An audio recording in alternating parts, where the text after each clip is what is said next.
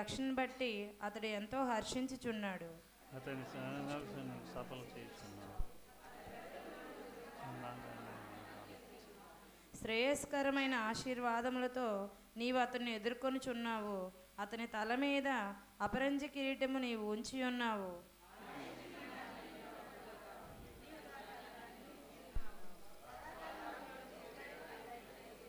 నీ రక్షణ వలన అతనికి గొప్ప మహిమ కలుగును. గౌరవ ప్రభావములు నీవు అతనికి ధరింపచేసి ఉన్నావు.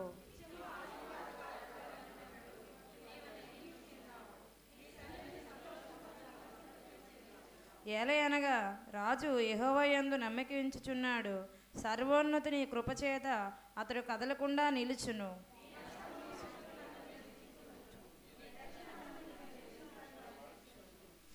నీవు ప్రత్యక్షమైనప్పుడు వారు అగ్నిగుండము వలె అగుదురు. తన కోపం వలన యెహోవా వారిని నిర్మూలము చేయును. అగ్ని వారిని దహించును.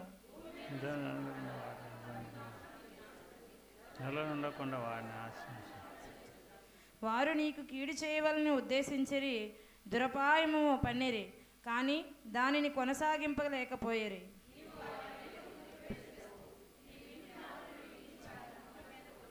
యెహోవా నీ బలమును బట్టి నిన్ను హెచ్చించుకొనును. మేము గానము చేయుచు నీ పరాక్రమను కీర్తించదుము. దేవుడి పరిశుద్ధ వాక్యం దీవించునుగా. దయచేసి అందరం కూర్చుందాం.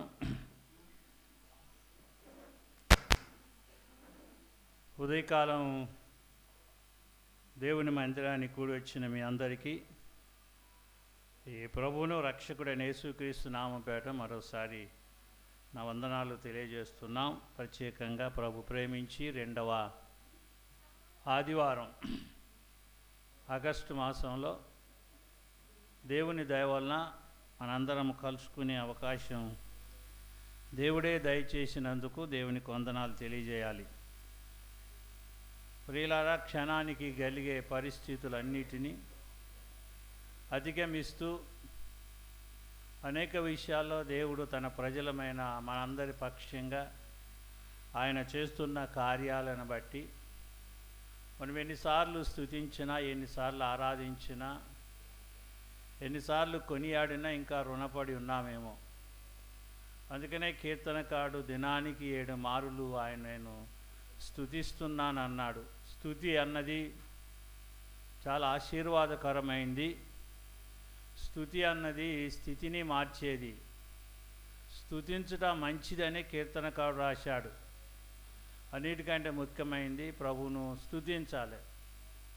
ఆయన సన్నిధికి వెళ్ళినప్పుడల్లా ఆయనను పొగడాలి, ఆయన కీర్తించాలి అన్నది మన ఆత్మీయ స్థితిలో నేర్చుకోవాలి. అప్పుడే ఒక మెట్టు పైకెక్కగలుగుతాము. అందుకనే కీర్తనకారుడు ఆ మాట అంటాడు, ఎక్కలేనంత ఎత్తైన కొండ మీదికి నన్ను నీవు ఎక్కించుము అంటాడు. ఎత్తైన కొండ మీదికి, మన కొండ మన ప్రభువే. కొరింథీ పత్రికలో పౌలు అంటాడు, పౌలుతో మాట్లాడినప్పుడు దేవుని వాక్యంలో చక్కని మాట, ఆ బండ క్రీస్తే. ఆ కొండ ఎవరు అంటే మన ప్రభు అయిన యేసుక్రీస్తు వారే. ఆయనే మనకు ఆశ్రయము, ఆయనే మనకు దుర్గము, ఆయనే మనల్ని నడిపించేవాడు. కీర్తనకారుడు ఈ కీర్తనలు రాసేటప్పుడు మొట్టమొదటి వచనములోనే ఆ మాట మనకు కనబడుతున్నది. యెహోవా రాజు నీ బలమును బట్టి సంతోషించుచున్నాడు, నీ రక్షణ బట్టి అతడు ఎంతో, రక్షణను బట్టి. అది హర్షించటం అంటే సంతోషించటము. రక్షణ చాలా విలువైనది. అందుకనే చాలామంది అడిగినప్పుడు అంటారు, అయ్యా నువ్వు రక్షింపబడ్డావా అని అడుగుతారు. రక్షింపబడటం అంటే పాపములో నుండి, శాపములో నుండి, లేక భయంకరమైన కోపములో నుండి బయటపడటమే రక్షింపబడుట. రక్షణ అనగా ప్రియులారా, నరకములో నుండి దేవుడు తన ప్రజలను మనల్ని రక్షిస్తున్నాడు. రక్షణ యెహోవా స్వాధీనములోనే ఉన్నది కనుక ఆ రక్షణ బట్టి విశ్వాసులమైన మనము ఏం చేయాలన్నట, హర్షించాలి, సంతోషించాలి రక్షణను బట్టి. అందుకనే మలాకీలో ఆ మాట రాస్తుంటాడు, అయ్యా లేగ దూడే పాల కొరకు గంతులు వేసినట్టుగా అంటాడు. గంతులు వేసినట్టు మానవుని యొక్క అనుభవము, రక్షింపబడిన వారి యొక్క అనుభవం ఎలాగ ఉండాలంటే గంతులు వేసినట్టు ఉండాలి.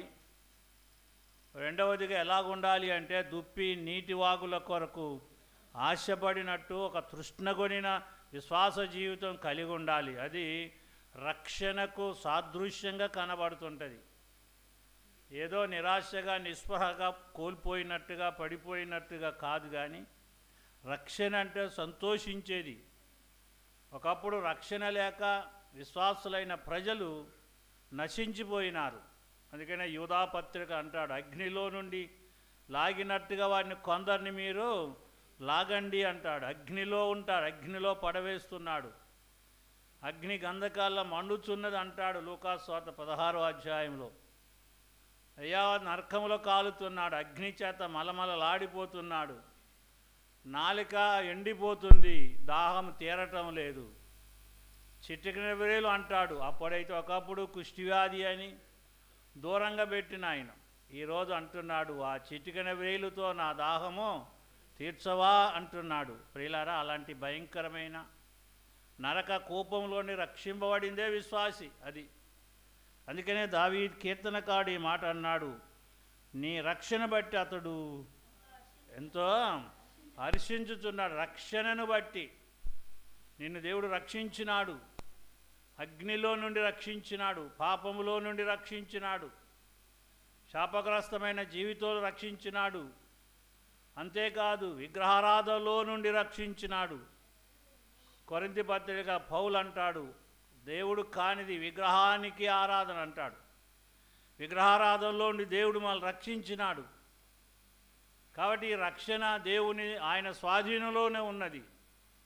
నీవు నేను రక్షింపబడ్డాం. రక్షింపబడిన మనము హర్షించాలి, సంతోషించాలి. ఆ రక్షణ పాత్ర చేత పట్టుకొని ప్రభువును ఆరాధన చేయాలి, ప్రభువును స్తుతించాలి. ప్రభువా, ఇంత గొప్ప రక్షణను నాకు ఇచ్చావు. హెబ్రీ పత్రికలో పౌలు రాస్తాడు, ఇంత గొప్ప రక్షణను నిర్లక్ష్యము చేసిన ఎడల ఎలా తప్పి. ఇంత గొప్ప రక్షణ ప్రియులారా, మామూలు రక్షణ కాదు ఇది. ఇది గొప్ప రక్షణ. ఇలా రక్షించిన వాడు భూమి మీద ఎవరు లేరు. యేసయ్య ఒక్కడు మనం రక్షించినాడు. మన కొరకే తన విలువైన ప్రాణాన్ని పెట్టినాడు. ఆయన రక్తాన్ని కార్చాడు. ఆ రక్తధారలో పాపాన్ని కడిగి విమోచించి రక్షణలోనికి తీసుకొచ్చాడు. ఇప్పుడు రక్షింపబడిన పాపులం మనం. ఇంకా రక్షింపబడాలి. చాలామంది ప్రార్థన చేసేటప్పుడు అంటారు, చివరిగా చెప్పే మాట ఏమిటంటే, పాపినైనా నన్ను కరుణించు ప్రభువా అంటాడు. ప్రియులారా, ఇక ఆ మాట మన అందానికి అవకాశమే లేదు. పాపములో నుండి దేవుడు నిన్ను నన్ను విమోచించి రక్షించి తన కుమారుడిగా తన కుమార్తెగా చేర్చుకున్నాడు. పౌలు అంటాడు రోమాపత్రికలో, తన ఆత్మచేత నడిపించబడిన వారందరూ దేవుని పిల్లలాట. ఇక్కడ మనందరం ఎవరి పిల్లలమాట? దేవుని పిల్లలము. ఎందుకు? ఆయన ఆత్మ ద్వారా రక్షింపబడ్డాం. రక్షింపబడిన పాపులం మనం. అది రక్షింపబడ్డాం. ఇక పాపపు జోలికి, పాపపు పంకిలోనికి వెళ్ళకుండా పరిశుద్ధాత్మ దేవుడి మనలను తన బిడ్డలుగా చేర్చుకున్నందుకు దేవునికి వందనాలు. అదే 3వ వచనంలో ఆ మాట జ్ఞాపకం చేస్తుంటాడు. ఏ ఆశీర్వాదం అట?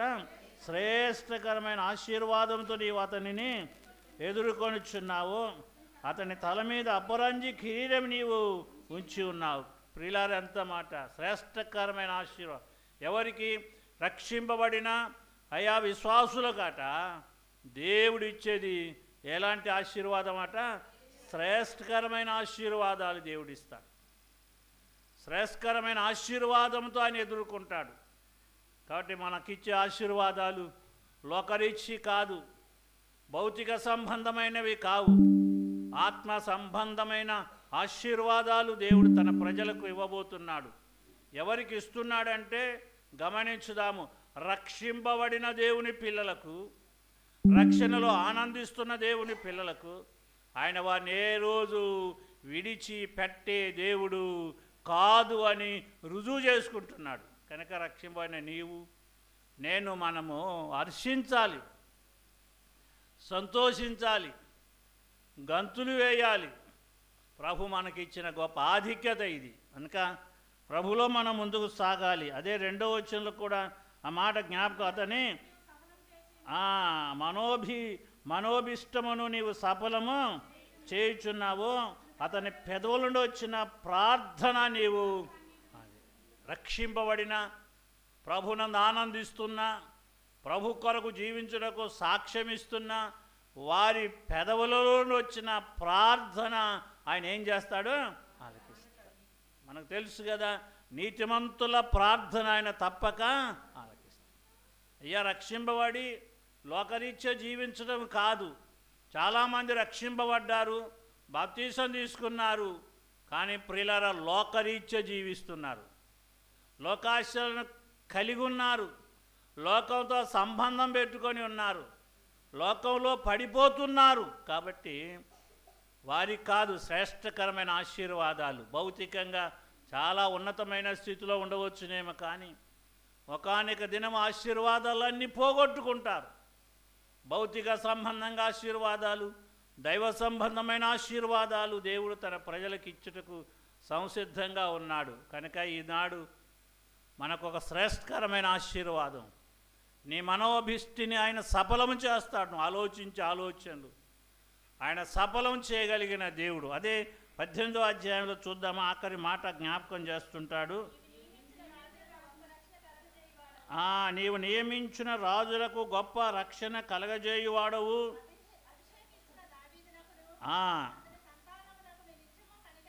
అది నిత్యము అట.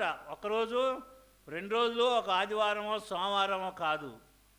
ప్రియులారు ఎంతవరకు అట? నిత్యము కనికరము చూపే దేవుడు. ఎవరిని?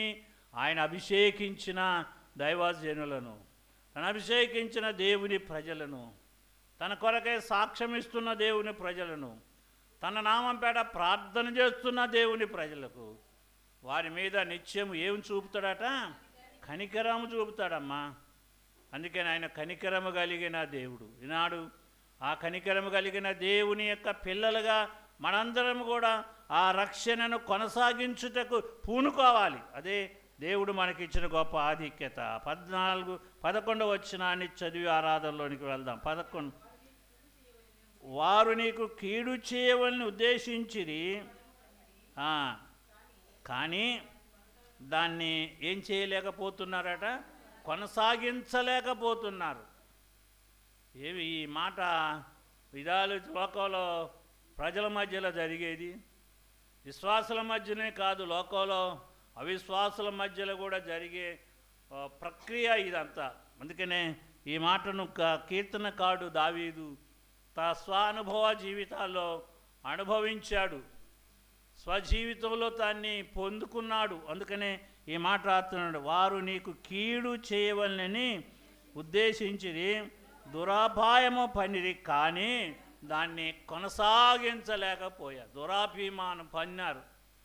ఎందుకు పన్నినారంటే వారిని పాడు చేయాలి, కీడు చేయాలి, నాశనం చేయాలని. దావీదును ఇటు సౌలు అలాగనే తన వెంటబడ్డాడు, తన కుమారుడైన అభిషాలోము కూడా తన వెంటబడి తర్వాత తనకు అనేకమైన చిక్కు సమస్యలు తీసుకొచ్చి తనను పాడు చేయవాలని దురాపాయాలు ఎన్నో పన్నారు. కానీ దేవుడు దాన్ని వారు కొనసాగించలేకపోయారు. ఎందుకు కొనసాగించలేకపోయారంటే తను అభిషేకించిన వాని ముఖమును ఆయన ఏం చేయబోతున్నాడట? లజ్జింప చేస్తాడు.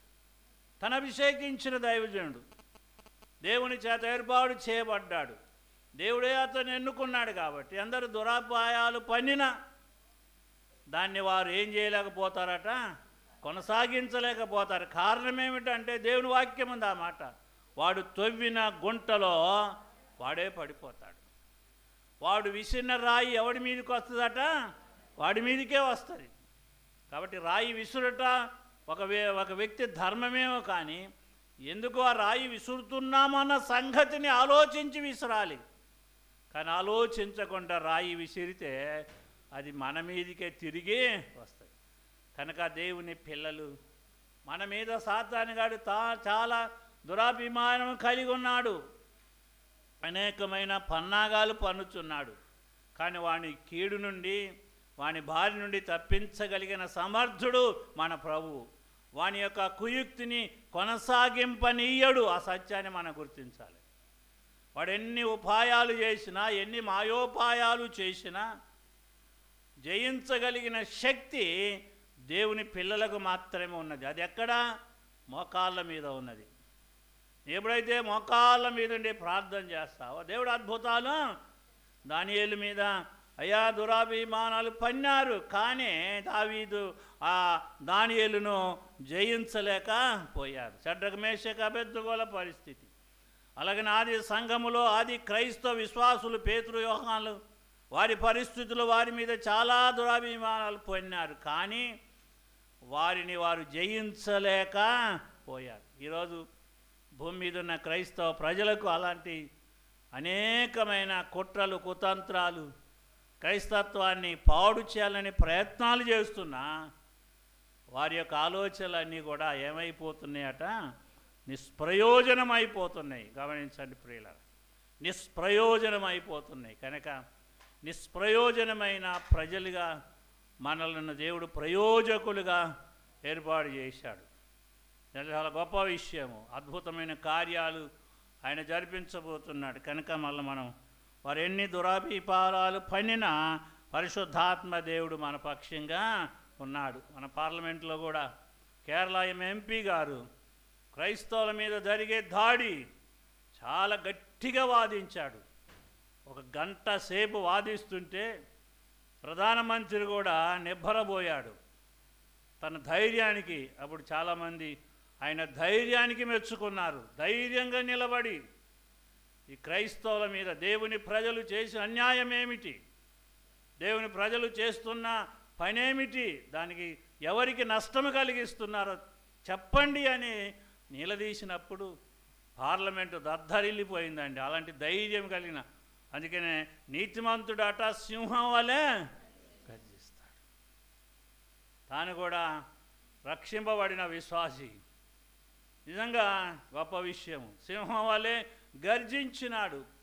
ఈరోజు మన ఏం లోకంలో పోరాడవలసిన పని మనకు లేదు, కానీ ప్రభు పాదాల దగ్గర గర్జిస్తే, ప్రభుని అడిగితే ప్రభు గొప్ప సాయం చేసి అప్పుడు మనం చేయవలసిన 13వ వచనంలో అంటాడు, యెహోవా నీ బలును బట్టి నిన్ను హెచ్చించుకొనుము,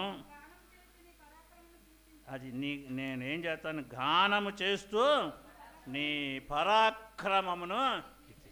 ఆయన ఎంత పరాక్రమశాలి, ఎంత గొప్పవాడో, ఎంత ఉన్నతమైన వాడు అన్న విషయాన్ని ఈ దినాల్లో మనం గుర్తించి ఆయన పరాక్రమ కార్యాలను గుర్తించుకొని ఆయనను స్తుతించాలి. భూమి మీద మానవులైన మనకు ఎన్ని గొప్ప కార్యాలు, ఎన్ని అద్భుతాలు. 8 నెలలు ప్రభు ఎంతగానో కాపాడాడు, ఎన్ని కార్యాలు చేశాడు.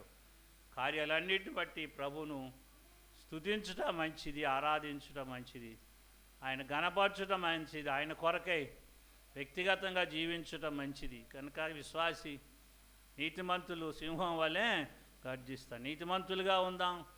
నీతిమంతులైన వాడిని ఆయన రక్షించకుండా మానేవాడు.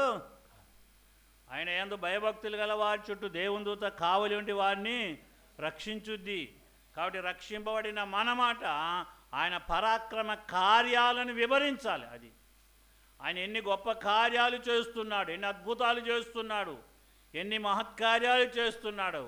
కార్యాలను జ్ఞాపకం చేసుకొని ప్రభువును మనం స్తుతించుట మంచిది, ఆరాధించుట మంచిది, కొనియాడుట మంచిది, ఆయన పూజించుట మంచిది. అలాంటి భాగ్యాన్ని కూడిన మనందరికీ దేవుడు దయచేయునుగాక. తల వంచుదాం, ప్రభుని స్తుతిద్దాం. దయచేసి ఎవరు వ్యక్తిగతంగా ప్రార్థన కాదు, కానీ ప్రభు చేసిన మేళ్ళు నీ కుటుంబ పక్షంగా, నీ పక్షంగా నీకు ఇచ్చిన రక్షణను గుర్తు చేసుకొని ప్రభుని స్తుతిద్దాం. నీవే